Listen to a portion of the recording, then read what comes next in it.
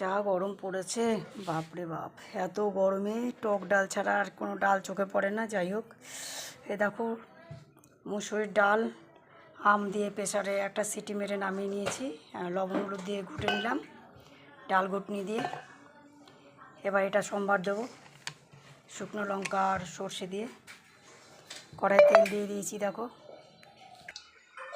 দেখো শুকনো লঙ্কার সর্ষে আমার হয়ে গেছে, ভাজা হয়ে গেছে। এবার ডালটা ঢেলে দেবো।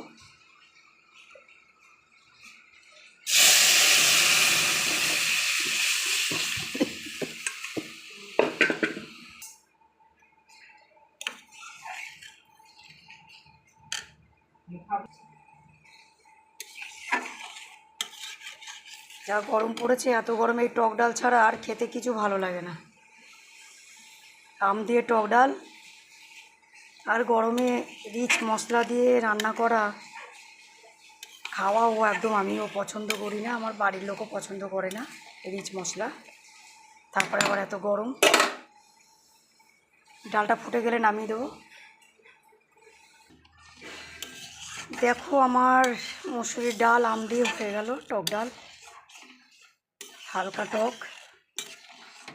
এই গরমের মধ্যে হালকা টক আলুর চোখা, তিলের বড়া, এই দিয়ে খেতে ভালো লাগবে। আজকে যেহেতু এত গরম পড়েছে, মশলা দিয়ে কিছু খেতেই ভালো লাগছে না। তা গাইজ, এখানে আমি শেষ করলাম আমার ব্লগটা। Bye bye.